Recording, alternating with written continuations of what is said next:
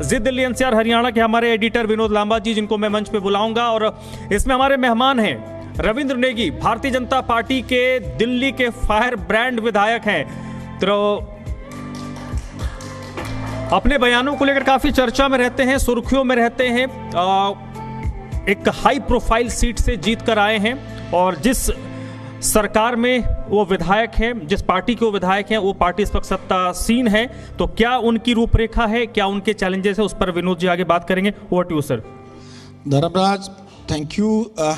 देखिए, सत्ता ना बैलेंस से चलती है और जो कॉन्क्लेव है, नेताजी हाजिर हैं जी दिल्ली एनसीआर हरियाणा का, ये भी बैलेंस से चलना चाहिए।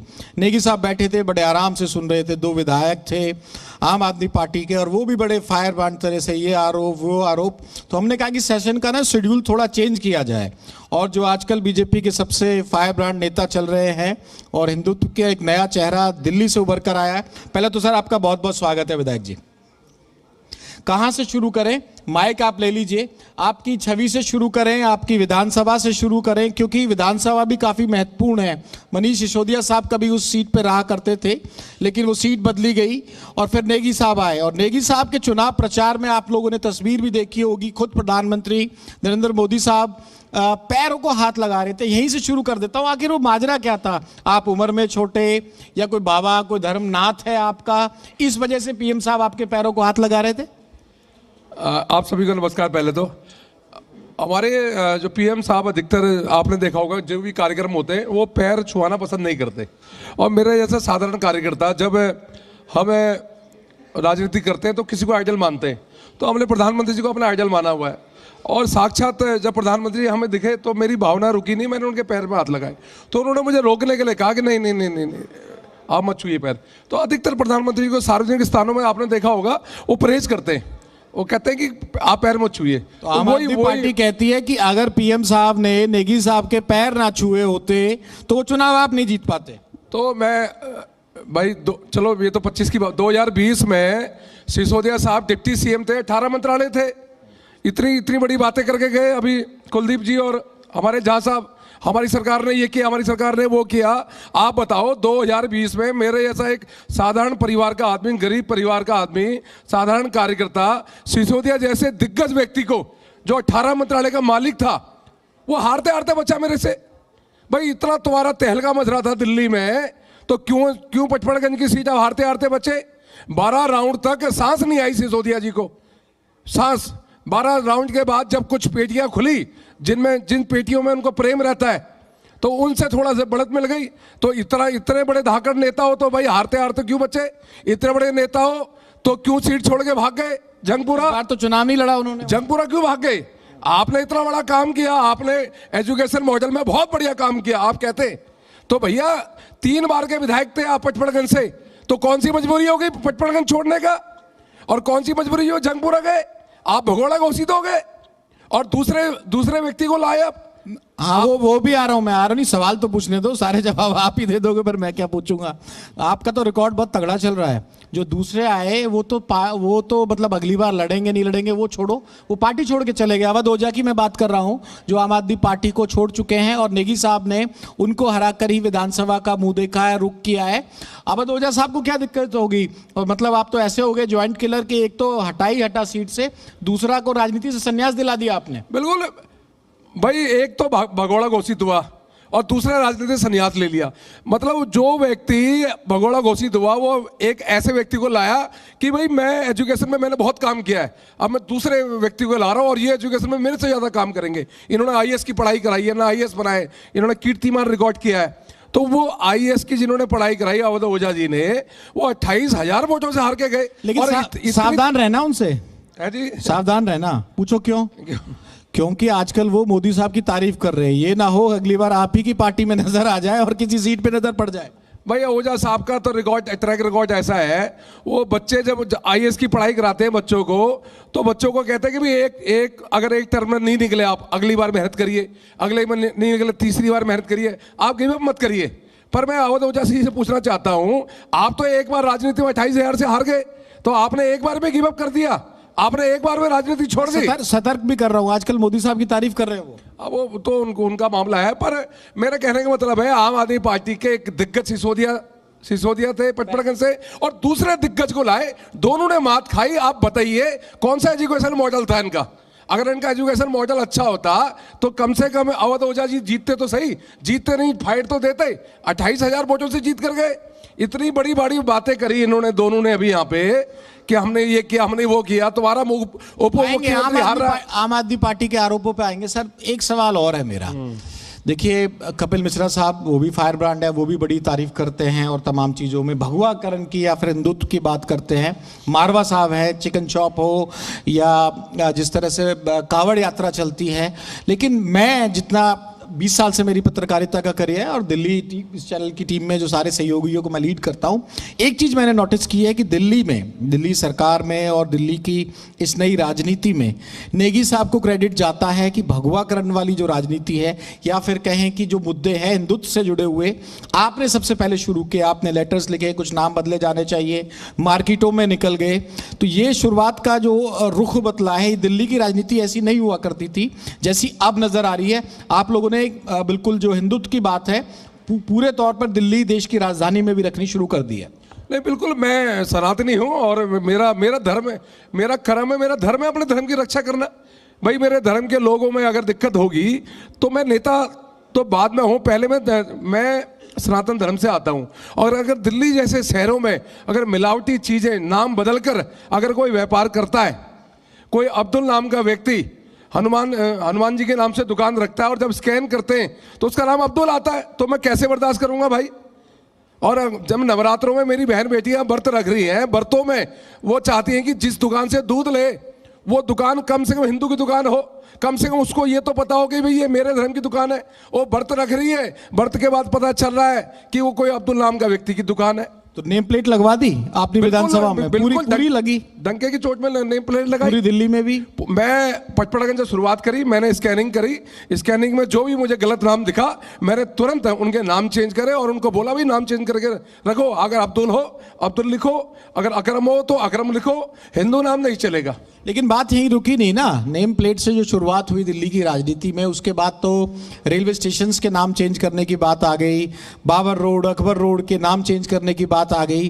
तो बात अब बहुत आगे जा रही है। और मैं ये नहीं कह रहा भाई आप लोगों की पार्टी है, आप जीत के आए हैं, जनता ने मैंडेट दिया है, आपकी मर्जी है किस तरह की राजनीति करते हैं। मैं कह रहा हूँ दिल्ली के लिए नया है और अब ये कहाँ जाके रुकेगा? कुछ नाम भी चेंज होंगे रेलवे स्टेशंस के या रोड्स के भी होंगे। कितना आप लोग की सरकार के जो अंदर की कुछ नई लाइन तो दे जाओ, ये तो पुरानी बातों पे चर्चा कर रहे हैं हम। मुझे लगता है जो मुगल आकांताओं ने जो जबरदस्ती हमारे हिंदुओं के नाम चेंज करे, शहरों के नाम चेंज करे, रेलवे स्टेशन का नाम चेंज करे, मुझे लगता है वो सही समय आ चुका है। आज देश में हिंदुत्व की सरकार है जो सनातन को मानती है, तो अभी सही समय है। इस टाइम जो मुगल आकांताओं के टाइम पे जो भी नाम चेंज हुए हैं पूरे भारत में, उनको चेंज होना चाहिए। दिल्ली में भी अगर चेंज करने की जरूरत पड़े दिल्ली में भी चेंज करेंगे। हम मुगल आकांताओं की छाप है बिल्कुल इस देश में नहीं रखेंगे, उनको बदलेंगे। माथे पे तिलक भी है, जैकेट का कलर भी भगवा है और जो निकल रहे हैं शब्द वो भी ऐसे ही। बिल्कुल भाई साहब, मेरे को बताओ, जो ओवैसी साहब हैदराबाद से मुस्लिम करते हैं तो कोई दिक्कत नहीं किसी को। अगर रवि लेगी हिंदुओं के बारे में 2 शब्द बोल दे तो लोगों को परेशानी भी आती है। लोग कहते हैं कि भाई ये हिंदू मुस्लिम कर रहा है। भाई क्यों ना करो? चलो परेशानी नहीं है। एक बैलेंस सवाल मैं पूछूंगा जो मेरे जहन में होता है। हमने ठीक है छोटी मोटी ये दिल्ली एनसीआर का एरिया में ही रहने वाला हूं मैं, लेकिन फिर मुस्लिम इतना करके तुष्टीकरण किस लेवल तक जाएगा? कहाँ जाके रुकेगा? बिल्कुल आइसोलेटेड ना समझने लगे ना। एक एग्जाम्पल के तौर पे इस हॉल में जहां हम ये पूरा इंटरव्यू कॉन्क्लेव कर रहे हैं, अगर कोई 2 मुस्लिम बैठे हों और हम लगातार उस धर्म के बारे में या उनके बारे में बात कर रहे हैं, वो कैसा फील करेंगे? वो कॉर्नर क्यों नहीं फील करेंगे? तो ये जो बाकी मुसलमान हैं हिंदुस्तान के, वो कॉर्नर फील नहीं करते होंगे। तुष्टीकरण का कोई लिमिट होगी या ये बढ़ता ही जाएगा? नहीं, आप बताइए ना, प्रधानमंत्री अगर सरकार की कोई योजनाएं लाते हैं तो कौन सा तुष्टीकरण करते हैं? अगर प्रधानमंत्री आवास योजना आती है तो मुस्लिमों को भी मिलती है, हिंदुओं को भी मिलती है। बोल के बयान दे के तो कर देते हैं ना आप लोग, छोड़ते नहीं भाई। एक बात बताओ, योजनाओं में पहले की सरकार बोलती थी, योजनाओं में, सरकार की योजनाओं में पहला हक अल्पसंख्यक को है। पहले की सरकारें बोलती थी कांग्रेस की, पर हमने कहा कि अब पहला हक सबका बराबर है, समांतर है, सबका साथ सबका विकास लेकर चलते हैं। हम कोई योजना लाते हैं तो धरातल में सबको मिलती है, उसमें कोई पक्षपात नहीं होता। पर जब केजरीवाल की सरकार थी दिल्ली में पक्षपात किया जाता था। आप मौलानाओं को 45,000 रुपए देते थे और हिंदुओं के पुजारी कुछ नहीं देते थे। दिल्ली में 100 करोड़ का हज हाउस लेने शुरू कर दिए पुजारियों को। नहीं, बिल्कुल होगी। जो हम बोलते हैं वो करेंगे, जो हमारे मैनिफेस्टो में जो चीजें हैं वो जो हमने कहा है वो करेंगे। अभी तो हमारा कार्यकाल ही 9 महीने का हुआ है, अभी तो 4 साल 1 महीना बचा हुआ है क्या? हाँ, ये आ गया सवाल। तो भाई सीएम साहब भी कह रही हैं कि भाई इतना पुराने गड्ढे हैं, कूड़े के पहाड़ हैं, 27 महीने लगेंगे, 27 महीने से पहले आपको राहत नहीं दे पाएंगे दिल्ली वालों। You have to wait and wait for 27 months at least. नहीं, आप बताइए, मैं दिल्ली में जो दिल्ली की हालत ये करके गए, दिल्ली में जो आज ये बड़ी बड़ी बातें कर रहे थे यहाँ पे बैठ के ये कि ये क्या, ये बताएं कि दिल्ली में 13 सालों में कौन सी इन्होंने नए फ्लाईओवर बनाई? एक फ्लाईओवर का नाम बता दें। Signature bridge. सिग्नेचर ब्रिज भी कांग्रेस का दिया हुआ था, उसको रिपेयर करा इन्होंने। एक सिंगल बता दें इस मंच के माध्यम से, इन्होंने दिल्ली में कौन सा बनाया? दिल्ली में जो सड़कें पहले बनी थी 15 साल पहले, उन्हीं सड़कों में 13 साल की राजनीति करके दिल्ली में आज इतनी बुरी स्थिति, दिल्ली की जो स्थिति हुई है, दिल्ली का जो पूरा जो ढांचा है उसको खत्म करने का काम किसी ने करा तो आम आदमी पार्टी की सरकार ने करा। आज सीवरेज की बात कर रहे हैं, वाटर ट्रीटमेंट प्लांट, सीवरेज का कोई भी अपनी सरकार में नहीं लाए। कोई भी इन्होंने ऐसा काम नहीं करा जिसके वजह से सीवरेज की सिस्टम ठीक हो, जिसकी वजह से पानी साफ हो। कोई एक सिस्टम बताते हैं, ये क्या लाए? मास्टर प्लान ड्रेनेज का प्लान हम लेके आए 2025 का। लास्ट टाइम 77 में आया था प्लान, मास्टर प्लान सीवरेज इसका, ड्रेनेज का, ये हम लेकर आए। इनकी सरकार ने क्या किया आप बताएं? विधायक जी, एक सवाल मैं पूछूं, छोड़ो ना, उन्होंने जो कहा वो आप कहिए। देखिए आप लोग केंद्र में हैं, जहां हम बैठे हैं वहां आप लोगों की सरकार है, और इससे नीचे होती है एक छोटी सरकार जिसे कहा जाता है एमसीडी। अरे जनता ने तो झोली भर भर के, पेट भर भर के सब कुछ दे दिया, फिर उनको एक्सक्यूज देंगे या पुरानी गलतियां बताएंगे?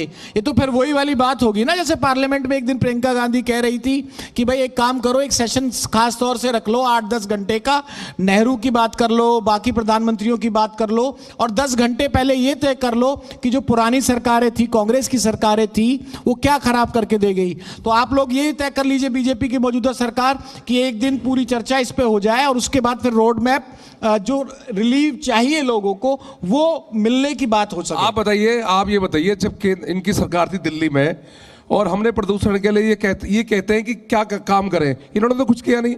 मैं अपने काम बताता हूँ। हमने प्रदूषण के लिए हमने दिल्ली मेरठ एक्सप्रेसवे बनाया, जिसकी वजह से बाहर बाहर गाड़ी चले आए।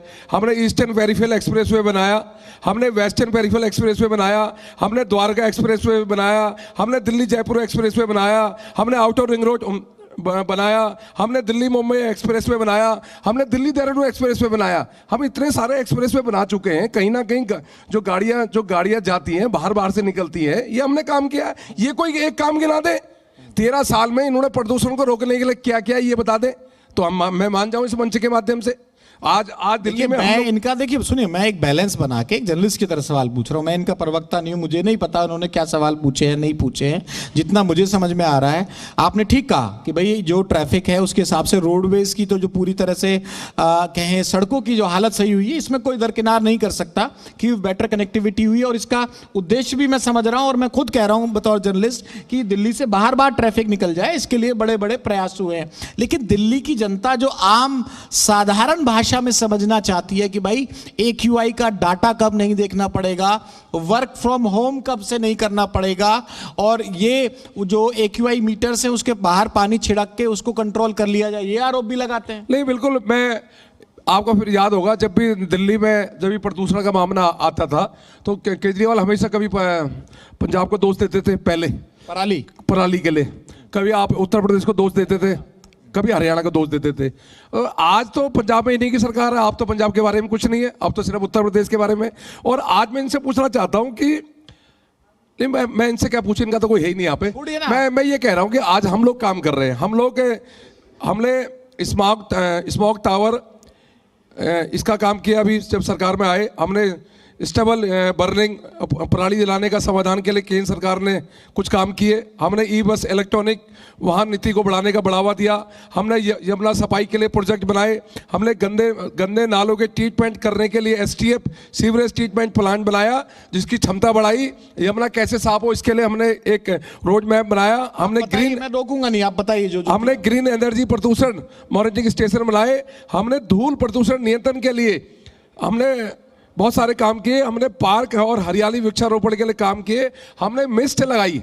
मिस्ट आपने देखी होगी आईटीओ में आजकल एक वो बिजली के पोल में पानी छिड़क रहा है, इसी प्रकार गाड़ियां चल रही है मिस्ट वाली, कम से कम 500 गाड़ियां दिल्ली में चल रही हैं, जगह जगह जो भी धूल कंकड़ उड़ते हैं उसको दबाने के लिए। मतलब हम लोग 8-9 महीने पुरानी सरकार है, 9 महीने के अंदर हमने यमुना को साफ करके दिखाया। इस बार जितना भी था, इस बार जो त्योहार मना, यमुना साफ होगी? नहीं, मैं नहीं कह रहा साफ होगी, साफ यमुना साफ होने में भी टाइम लगेगा, 27-28 तक यमुना साफ होगी। पर आज यमुना में डुबकी लायक हमने जो पर्व बनाया है अभी, छठ मैया का पर्व, हमने उसको धूमधाम से मनाने दिया लोगों को। हमने बहाने नहीं लगाए कि एनजीटी की रोक है, कोर्ट की रोक है। हमने कहा जितनी हमसे यमुना साफ होती है उतनी साफ करके देंगे। और आपने देखा होगा इतनी बड़ा पर्व है, 13 साल से जो यमुना के घाट में केजरीवाल जी ने रोका हुआ था, उस पर्व को बड़ी धूमधाम से दिल्ली के सैकड़ों लोगों ने मनाया। ये हमने किया, ये भी कर सकते थे, ये बहाना लगाते थे एनजीटी का, कोर्ट का। देखिए मैं सोल्यूशन की तरफ ले जा रहा हूं इस पूरे इंटरव्यू को। भाई मैं वो क्या कहते हैं, आपने लिस्ट कहा, उनके आरोप मेरे एक मिनट देखिए यमुना में कितना टाइम लगेगा, पॉल्यूशन पर क्या फाइनली कितना एग्जैक्ट टाइम लगेगा, लोगों को लगे राहत। देखिए सुप्रीम कोर्ट तक ये मामला गया था, और अगर मैं गलत कोट नहीं कर रहा, आप मेरे से ज्यादा पढ़े लिखे हैं, आप करेक्ट कर सकते हैं। सीजीआई साहब ने भी कहा कि यार मैं आधे घंटे बाहर निकला वॉक करने और मेरी तो हालत खराब होगी। मैं ये जनता के लिए सवाल पूछ रहा हूं, मैं आम आदमी पार्टी के जवाब नहीं मांग रहा आपसे कि एटलीस्ट उनको कितना वेट करना पड़ेगा और आपके जो प्रयास है। और इसी में ये भी जवाब दीजिएगा कि वाकई हालत इतनी खराब है कि इट विल टेक ईयर और 2।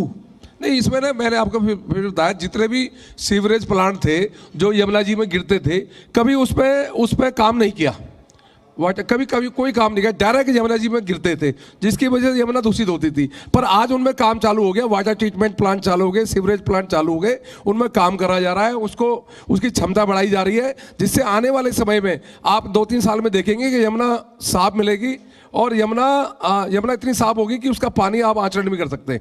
मतलब इसमें काम चल रहा है। मैं ये कह रहा हूँ कि 12-13 सालों की चीज़ हम ये कहें कि 1 साल में हो जाए ठीक, या 1.5 साल में ठीक हो जाए। इस योजना में 2027-2028 तक हम आपको यमुना साफ करके दिखाएंगे। और प्रदूषण का जो प्रदूषण हर बार जो एक चैलेंज होता है, उसके लिए हम वो नहीं करेंगे गाड़ी ऑन गाड़ी ऑफ, जितना के पैसा लगाना और उतने का प्रचार करना। हम वो बच्चे नहीं खड़े करेंगे धूप में, गाड़ी बंद करिए, हम वो इस तरह का काम नहीं करेंगे। हम उसके जड़ में काम करेंगे, और जड़ में काम हो रहा है, हम उसमें जाएंगे, हम सलूशन में जाएंगे। हम टेम्पररी सलूशन नहीं, हम परमानेंट सलूशन में जाएंगे, और उसमें हम कर रहे हैं। और मेरे को पूरी उम्मीद है 2-3 सालों में आपको बहुत अच्छा वातावरण दिल्ली में प्रदूषण में मिलेगा। और ये 3.5 लाख बच्चे, अगर मेरा आंकड़ा सही हो, मेरी टीम भी मुझे करेक्ट कर सकती है और आप भी कर दीजिएगा, पार्लियामेंट में मामला उठा कि जो सरकारी स्कूल हैं दिल्ली के, उसमें से 3.5 लाख बच्चे शायद ड्रॉप आउट या कुछ इस तरह की कहानी, कल जो स्टोरी है वो आई, वो क्या मामला है दिल्ली? ये मामला था, केजरीवाल जी अपना रिजल्ट ठीक करने के लिए हर साल जो 9th में बच्चे जो फेल हो जाते थे, उन बच्चों को दोबारा एडमिशन नहीं देते थे स्कूलों में। उसको अपने रिजल्ट ठीक करने के लिए 9th में अगर बच्चा फेल हो गया तो 10th में वो उसको लेंगे नहीं लेंगे, वो मजबूरी से प्राइवेट से पढ़ाई करता था। तो ऐसे 9th और 11th के लाखों बच्चों को दोबारा स्कूल में नहीं लिया जाता था। अपना रिजल्ट ठीक करने के लिए उन बच्चों के साथ खिलवाड़ किया जाता था, ड्रॉप आउट कर देते थे। हाँ बिल्कुल, उनके साथ ऐसा होता था। और ये तो आज का नहीं, ये तो कई वर्षों से हम इस मामले को उठाते हैं। 3.5 लाख के करीब को डाटा, वो डाटा है बिल्कुल। तो आगे शिक्षा को लेके तो उन लोगों ने कहा है कि भाई हमने बहुत लंबी लाइन खींच रखी है, और शिक्षा को लेके आप लोगों के लिए चैलेंज होगा शिक्षा को मेंटेन करके रखना। भाई एजुकेशन पॉलिसी हम लाए, अभी आपने देखा होगा जब स्कूल मनमाने ढंग से फीस बढ़ाता था, मनमाने ढंग से, कभी कोर्ट का हवाला दिया जाता था, कभी किसी का हवाला दिया जाता था। हमारी सरकार आई, हमने शिक्षा भी जारी हो चुका है, शिक्षा पॉलिसी लाए, हमने बिल पास किया, पूरी गाइडलाइंस विधानसभा में बिल पास किया, 4-5 घंटे बिल बहस हुई, हमने पास किया। ये भी ला सकते थे, इनकी मंशा होती, पर स्ट्रक्चर बना के भ्रष्टाचार करके एक लोगों को पैसा दे के खाली स्ट्रक्चर खड़ा कर दिया। बुनियादी चीजें नहीं, साफ पानी पीने के लिए नहीं होता था स्कूलों में, साफ टॉयलेट नहीं थे, स्कूल में मनमानी फीस ली जाती थी। पर हमने जो कमेटी बनाई उसमें 10 जनों की कमेटी है, उसमें 7 उसमें पेरेंट्स रहेंगे 7 लोग, और 3 लोग स्कूल के लोग रहेंगे। 10 जनों की कमेटी होगी। तो सवाल उठाया था आपकी अपोजिशन पार्टी ने, ये कहा था कि भाई ये तो ऐसा रास्ता निकाला है जिससे प्राइवेट स्कूल को फायदा दे सके। एक बार बताओ, मेरा बच्चा अगर वहां पढ़ रहा है और मैं उस कमेटी में हूं, तो मैं क्यों चाहूंगा फीस बढ़े? ऐसे 10 पेरेंट्स हैं, वो क्यों चाहेंगे? भाई वो तो चाहेंगे मेरा बच्चा पढ़ ही रहा ना, फीस ही ना बढ़े। तो हमने तो पारदर्शिता दिखाई, हमने तो उन्हीं स्कूल के बच्चों के पेरेंट्स को उसमें लिया,